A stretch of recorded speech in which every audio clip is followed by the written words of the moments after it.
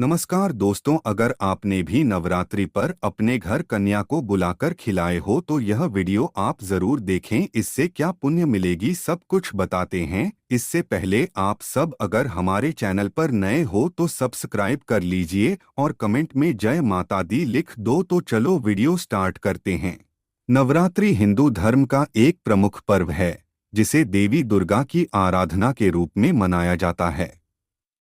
यह त्योहार 9 दिनों तक चलता है और प्रत्येक दिन देवी दुर्गा के विभिन्न रूपों की पूजा की जाती है।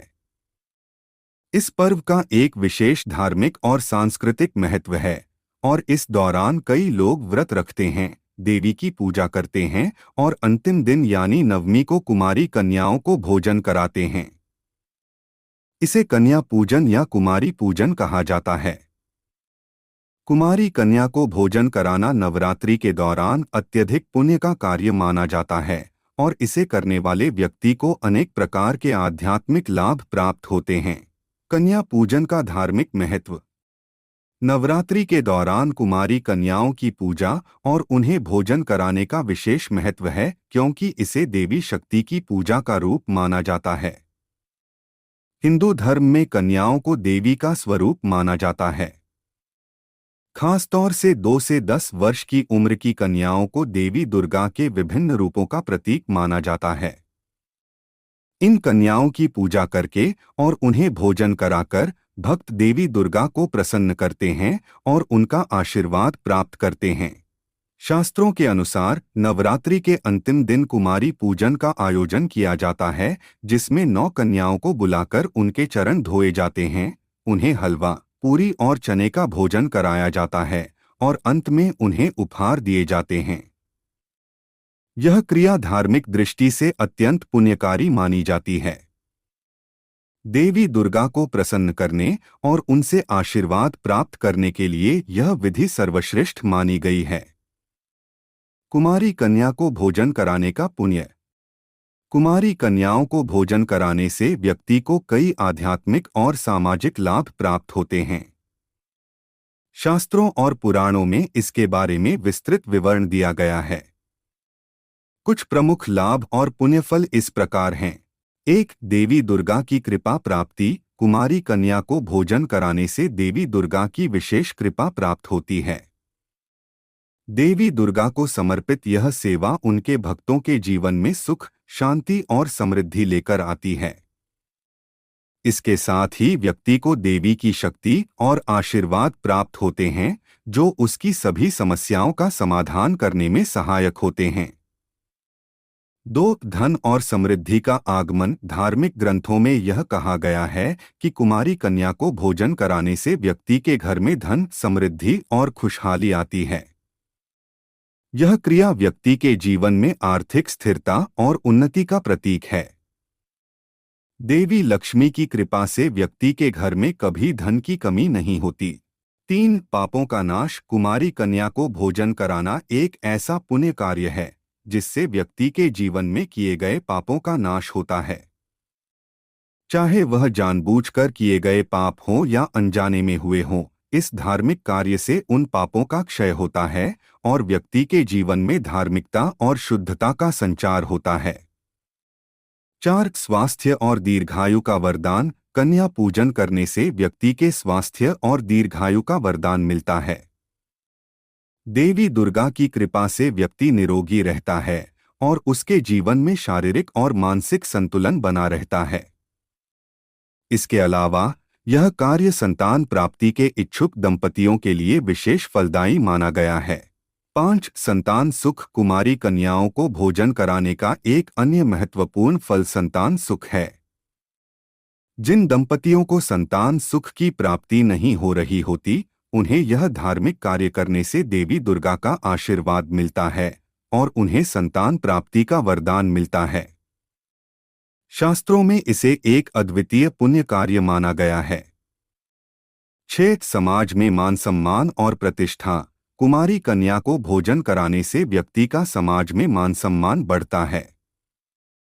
यह एक समाजोपयोगी कार्य है जिससे समाज में व्यक्ति की प्रतिष्ठा और धर्म के प्रति निष्ठा का प्रमाण मिलता है।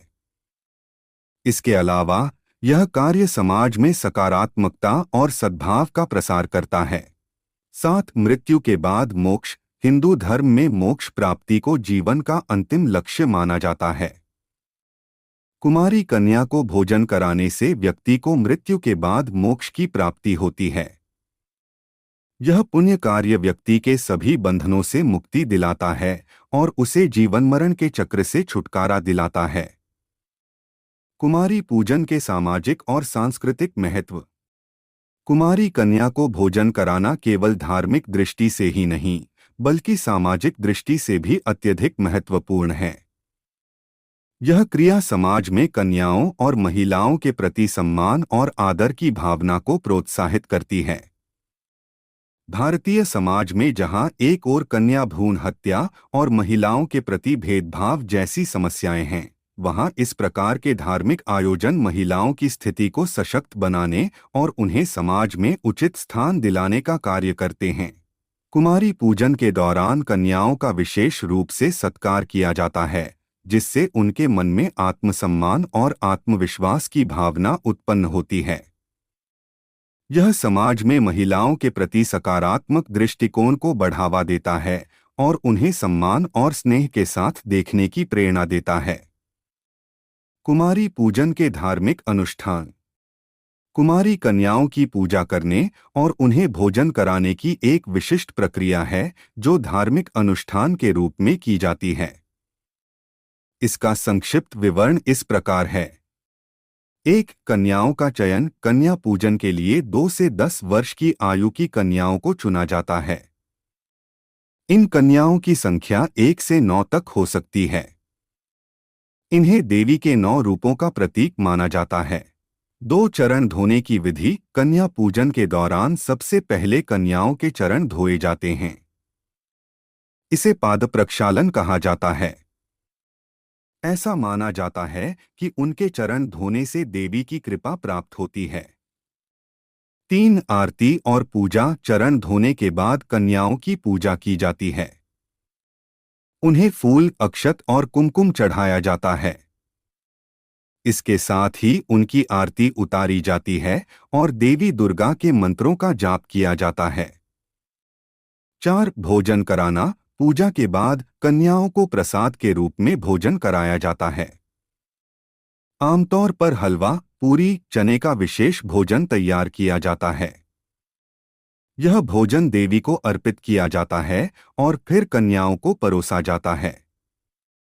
5. उपहार और दक्षिणा। भोजन के बाद कन्याओं को उपहार और दक्षिणा दी जाती है। इसमें नए वस्त्र, खिलौने, फल, मिठाइयाँ और अन्य वस्त्र दिए जा सकते हैं। कुमारी कन्या को भोजन कराना न केवल धार्मिक दृष्टि से महत्वपूर्ण है, बल्कि यह एक समाजोपयोगी कार्य भी है, जो महिलाओं और कन्याओं के प्रति आदर और सम्मान की भावना को बढ़ावा देता है। इसे करने वाले व्यक्ति को अनेक आध्यात्मिक और सामाजिक लाभ प्राप्त होते हैं। धार्मिक शास्त्रों के अनुसार इस पुण्य कार्य से देवी दुर्गा की विशेष कृपा प्राप्त होती है, जो व्यक्ति के जीवन में समृद्धि, शांति और मोक्ष का द्वार खोलती है। तो अब यह वीडियो कैसा लगा? अगर अच्छा लगा हो तो एक लाइक करके कमेंट भी कर दीजिएगा। जय माता दी।